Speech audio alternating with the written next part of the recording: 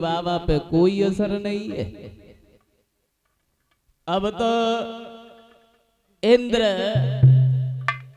घबराने लगा है कि हमें ऐसा लगता है कि भोले बाबा की समाधि ऐसे तो नहीं खुलेगी, क्या करें। इंद्र ने कामदेव को बाण बनाया और रति का धनुष बनाया। और जब रति का धनुष बनाया है भोले बाबा की जब मारा है तो वहां समाधि तो भोले बाबा की खुल गई, लेकिन साथ में तीसरा नेत्र और खुल गया। जिस नेत्र से ज्वाला निकली है तो वो कामदेव जो बाण बना था वो वहीं पे समाप्त हो गया। तो रति रोने लगी, महाराज अरे तुम्हें जगाने जगाने में हमारा पति भी खत्म हो गया है, अब बताओ। तो भोले बाबा को दया आई और एक बात कही है, देखो अभी तो नहीं, जब द्वापर युग आएगा तब तुम्हारे पति से शरीर सहित भेंट होगी। वरदान दिया है। तो देवर्षि नारद जो है वो पास में ही खड़े थे, एक बात कही कि भोले बाबा ऐसा करो, तुम जो है वो अपनी शादी कर लो, अपनी शादी। भोले बाबा कहने लगे क्यों? ओए शादी काहे को कर लो, शादी हम नहीं करेंगे। शादी करने के बाद लोग नाना प्रकार की झंझटों में पड़ जाते हैं, हम शादी नहीं करेंगे। शादी तो महाराज करनी पड़ेगी तुम्हें, क्योंकि ये ताड़क नाम का राक्षस पैदा हो गया है, ये सब देवताओं को मारे दे रहा है महाराज। इसलिए जब तुम्हारी बच्चा पैदा होगा वो इस ताड़क असुर को मार सकता है। देखो देवता, हमें ऐसा लगता है कि इसमें तुम्हारा कुछ मतलब है। मतलब बिल्कुल महाराज, तुम समझ गए, हम मतलब से ही तो आए हैं सब लोग। और देखो भक्तों, बिना मतलब की कुछ नहीं होता है। मतलब इंसान का इंसान से जब तक मतलब रहता है तब तक तो उसके पीछे पीछे घूमेगा, और जब मतलब निकल जाएगा तो पीछे मुड़ के भी नहीं देखता है। एक कवि ने तो लिखा है बाबा,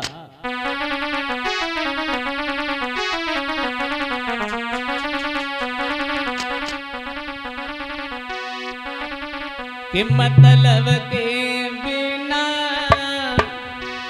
कि स्वार्थ के बिना और कोई किसी को नहीं प्यारा।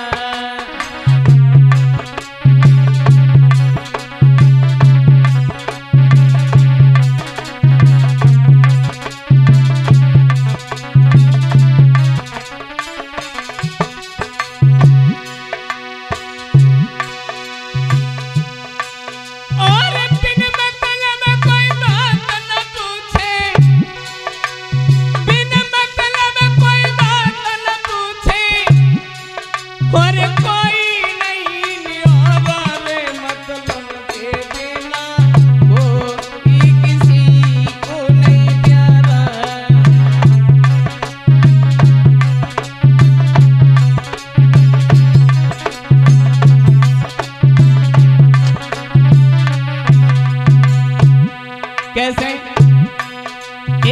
जब तक बैल चलत हर में कोले डारे तारा, जब तक बैल की शरीर में शक्ति रहती है, ताकत रहती है, तब तक तो उसकी परिचित महाराज बहुत सेवा करते हैं लोग। वैसे तो बैल अब चलते नहीं है, लेकिन पहले की बात बता रहे हैं। हाँ, जब तक बैल के शरीर में ताकत रहती है तब तक तो लोग उसकी बहुत सेवा करते हैं।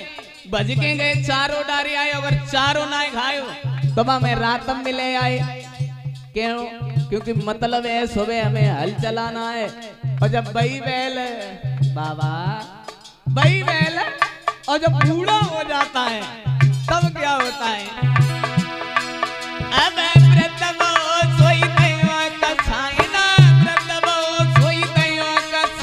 सर पे चलियो आरा, मतलब के बिना कोई किसी को नहीं प्यारा।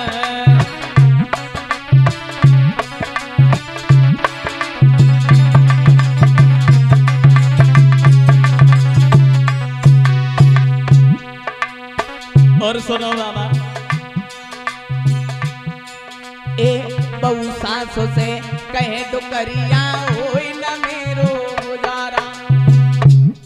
परिचित महाराज देखो बुरा ना माने, ये घर की बात नहीं है, ये घर घर की बात है, चाहे हमारा हो चाहे तुम्हारा हो। ये घर की बात नहीं है, घर घर की बात है। एक बहु सास से कहे डुकरिया होई न मेरो गुजारा।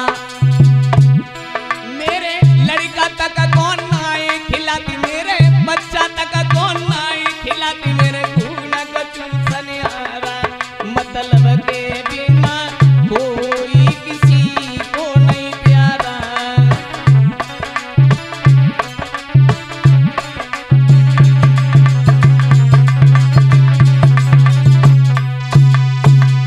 बिना मतलब के कोई किसी के पीछे नहीं जाता है। मतलब है तब तक पीछे पीछे घूमेगा, अब मतलब निकल जाएगा तो पीछे मुड़ के भी नहीं देखता है।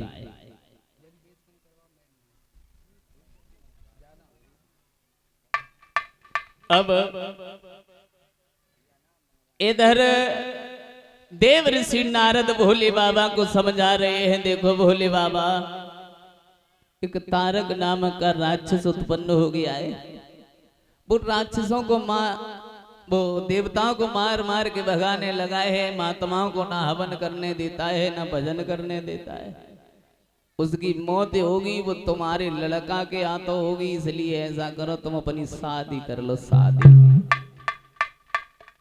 जब बहुत देर हो गई भोले बाबा को मनाते मनाते, तो भोले बाबा ने एक बात कही है, नारद ओए शादी कर लो, शादी कर लो, लेकिन एक बात बताओ, शादी के लिए कोई लड़की है? हाँ महाराज, लड़की देख ली है हमने। कौन है? राजा हेमांचल की पुत्री गिरिजा।